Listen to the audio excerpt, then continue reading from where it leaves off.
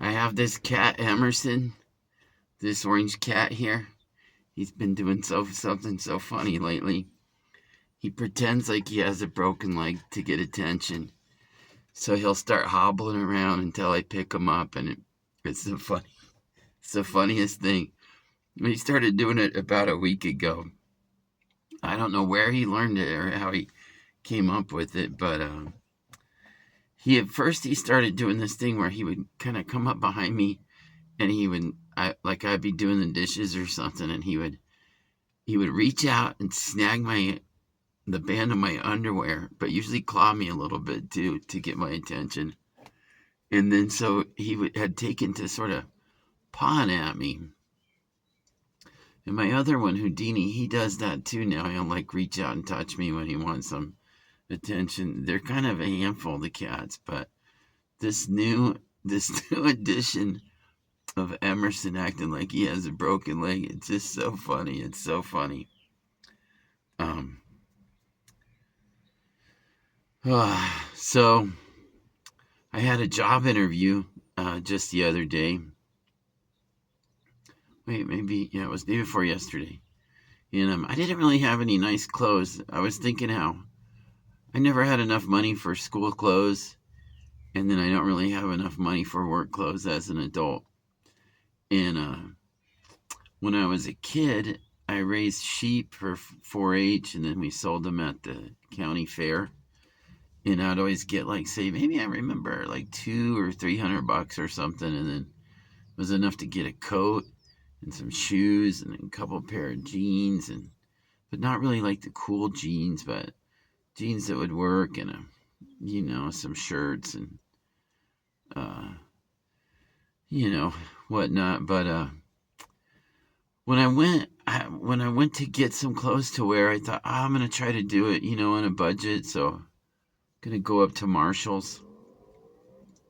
And when I went up to Marshalls, when I walked in, I noticed it was pretty busy, and I was kind of bummed because I just kind of wanted to get in and get out, uh,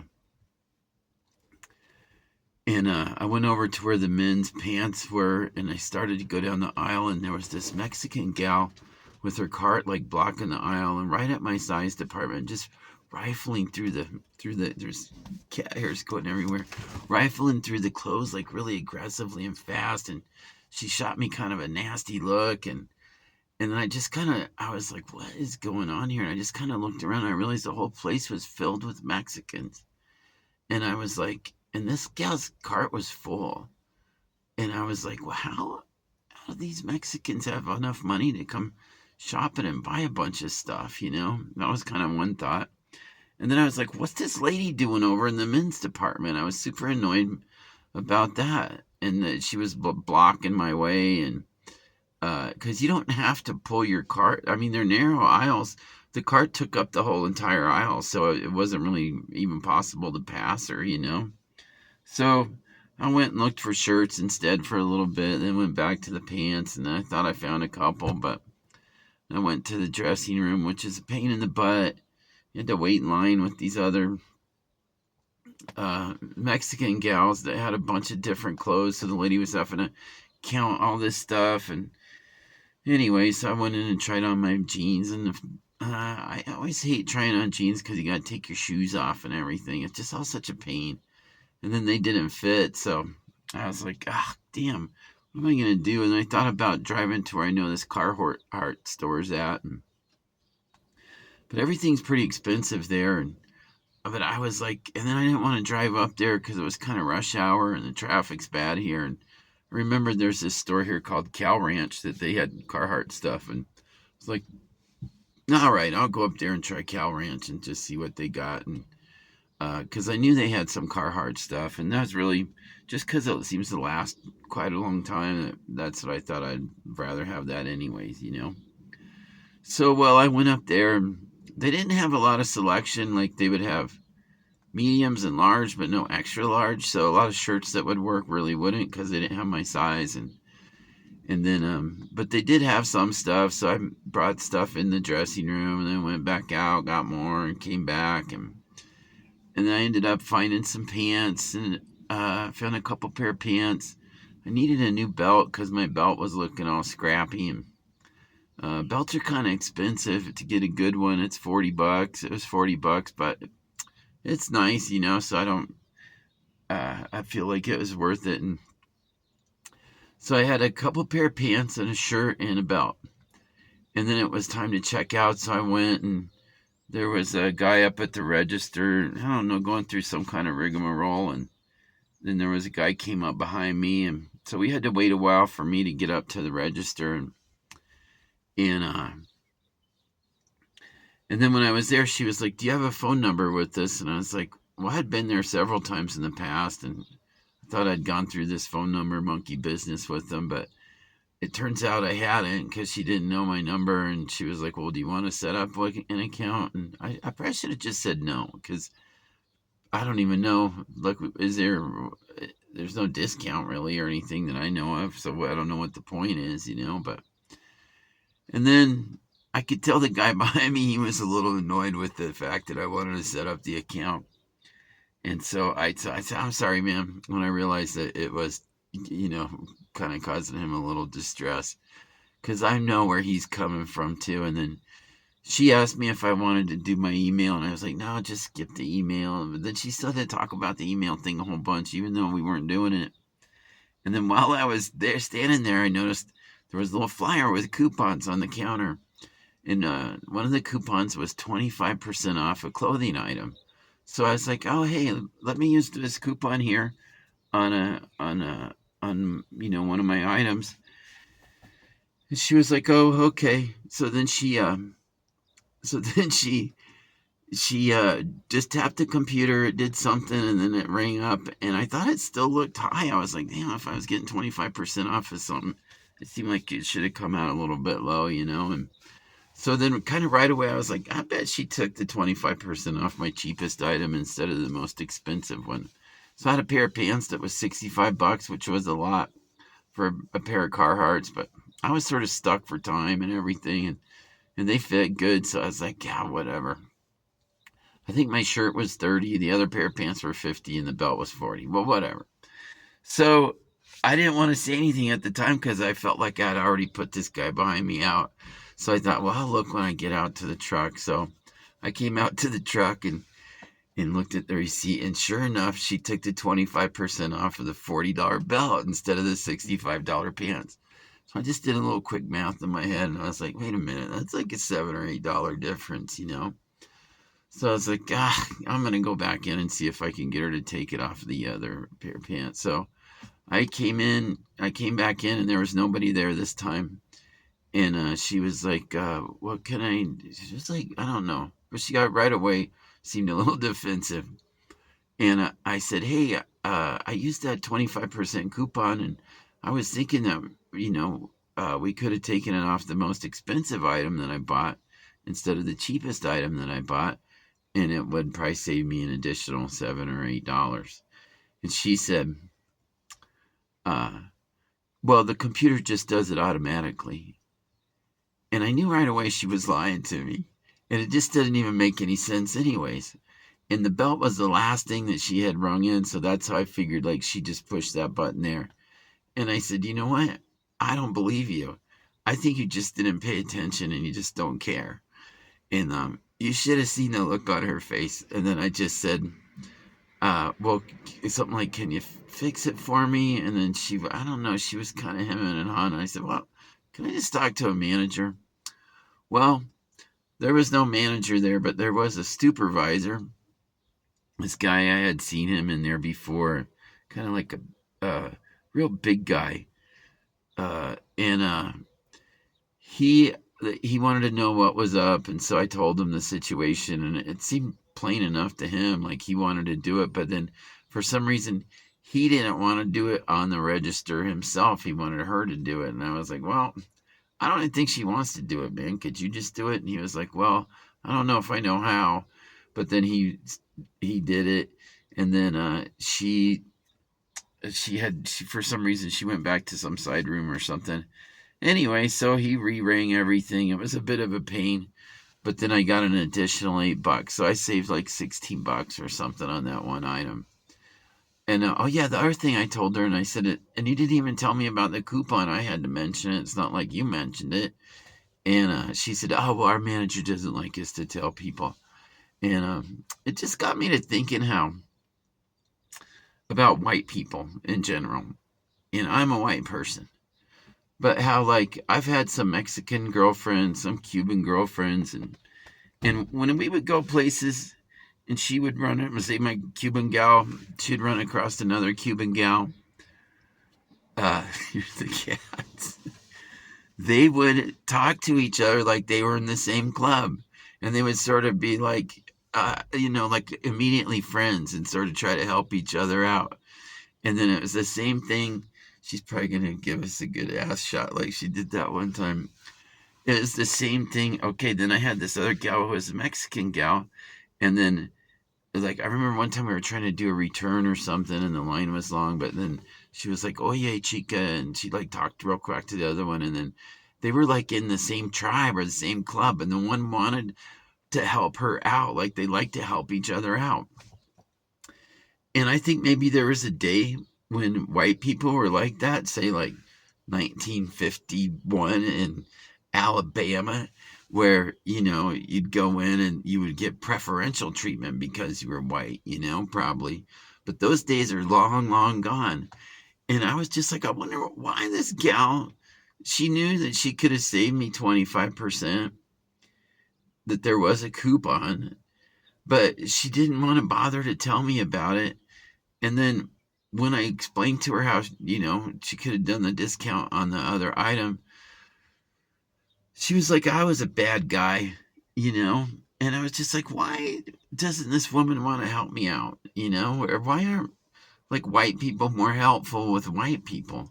And in fact, a lot of white employers would just rather hire a Mexican than another white person. So I just can't figure out what's wrong with white people, And even when I was snow shoveling, like I'd be shoveling this side of the street, and there'd be some guy, some homeowner across the other side of the street, and we were close to each other, but they would never greet you. Like the guy wouldn't be like, "Hey, how you doing?" Or there was nothing. Like there's no neighborliness.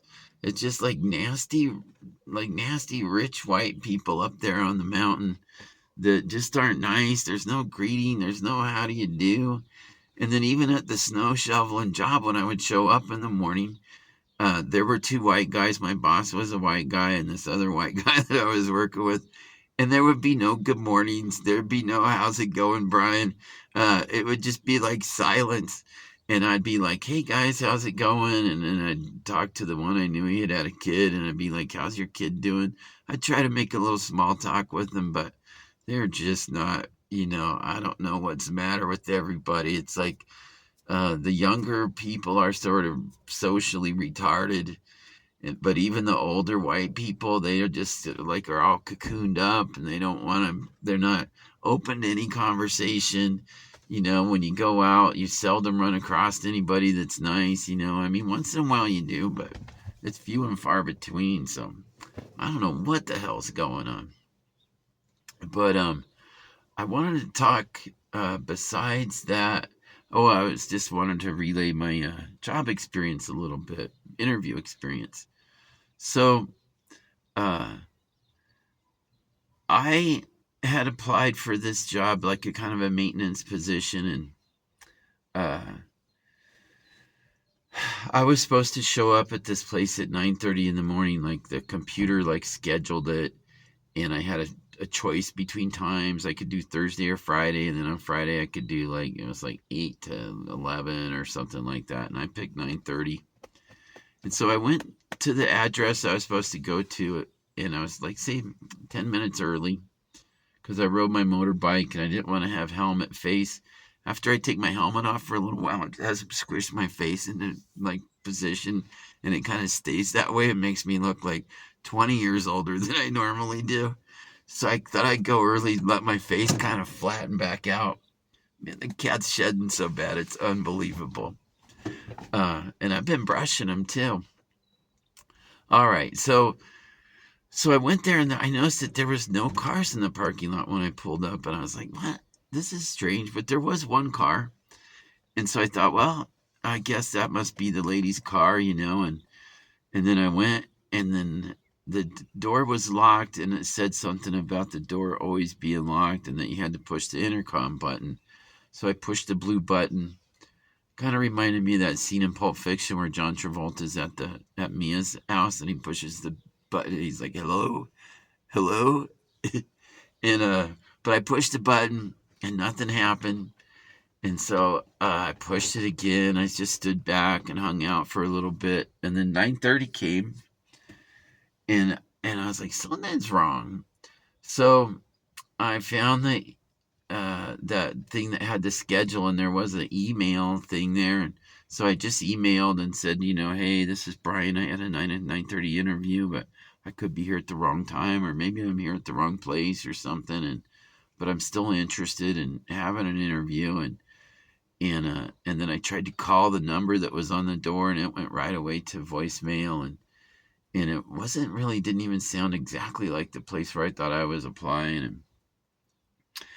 And so I was like, well, I don't know, something's up. So I just got back on the motorbike, and I came back to Layton. So it was like a half an hour drive there, half an hour drive back with the traffic and everything. And then right after I got back home, I looked at my phone, and I had a message.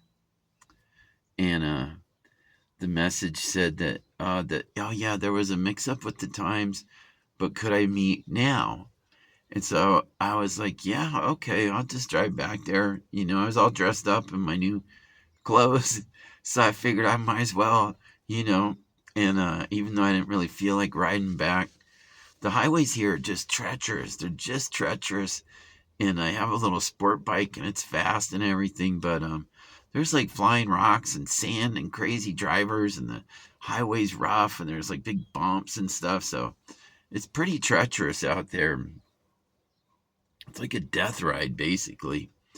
And so then I went back there, and this gal, she met me at the door, and she seemed nice right away. Like, I kind of liked her, and so I imagined that she would be interviewing me. And then she brought me in, and then there were two other ladies there. They were doing something in this side room, and she was like, and this is so and so and so and so, and they're going to be joining us. We're going to be down here in this room. So we walked down this hallway, went in this side room, and there was like a big table in there, and I was trying to figure out where I wanted to sit, but since I can't see that good, I wanted to sit facing away from the window. So I moved around to the center of the table, and sat down. And then I realized it was going to be a 3-person, like a kind of a panel type interview. I got cat hairs on my nose. And so, but I get along better with women than I do men. So I was like relieved that there wasn't some guy there, and just any guy, actually. I was just like, oh, this is good. I like this. And then say 2 of them were like 27 or 30. The other guy was maybe 45-ish or something. And she had some like tattoos on her arm that were like uh like they were just like kind of edgy looking tattoos, and that made me feel even more comfortable. I was like, well, I was kind of glad it wasn't some real straight-laced lady, and uh so then they each took turn asking me questions. And they didn't ask me any stupid questions like what's my biggest weakness or my best strength or anything like that. They were just like real straightforward questions. They asked me to tell them about myself. And that was kind of good because it like I was able to kind of tell my story about how I moved here from Florida during COVID, and how I used to have a handyman business, and it was all word of mouth. But since I came here, I haven't really figured out how to advertise and just all that there kind of thing. And then during that process, I even told him about, I don't know how it came out, but it's something about how I used to do the photography and those family portraits and weddings and stuff. And I could tell they liked that for some reason. And so I felt like the interview went really good. And it didn't last that long. I'd say maybe 15 minutes max or something. It was like the perfect amount of time, too. It wasn't, and I didn't feel like there was one. Oh, well, they did ask me to give an example of a time that I used teamwork, and I kind of struggled to come up with that, but I did come up with something. And then I told them I wasn't a natural born leader or something like that. And she actually liked that. She was like, "That's perfect, Brian." And then she wrote something down on her thing.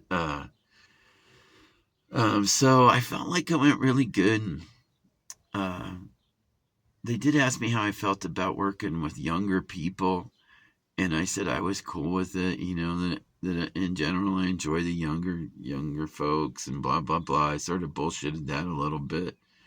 I guess I used that 90-10 principle there that I learned from the bullshit artist at the Davis Technical Institute. But I felt like it went good. And then the lady at the end, she stood up, the main one who was like the manager, and she shook my hand, and she had a good handshake too. It wasn't like real soft and fishy or nothing. And then I felt like mine matched hers really good. It wasn't like I, squeezed her hand hard or anything. It was just a nice firm handshake, and so I don't know. I have a pretty good feeling about it. I really do. I think they said they're going to be deciding this week coming up, so I'm really optimistic about it. And then even if I don't, I feel like that interview experience, because it went well, it kind of boosted my confidence, and I felt really positive then. And then like it was like the last couple videos back, I was like, I was just so down in the dumps, like just suicidal, really, and so anyway, that good interview experience and just getting an interview, even, it did pump me up a little bit, and even if I don't hear back, it was still a good experience. So uh and then luckily this week I got that tile job coming up.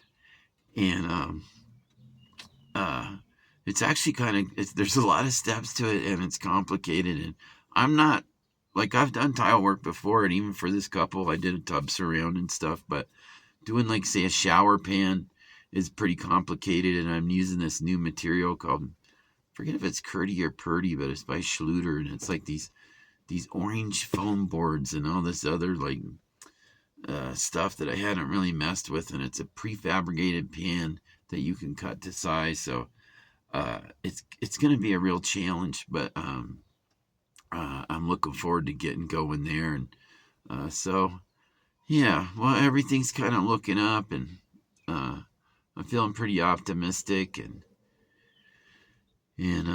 yeah, I guess that's all I got for today. All the cats made an appearance, I think. Oh yeah, that's Hootie, that's Dusty, and this is Emerson right here.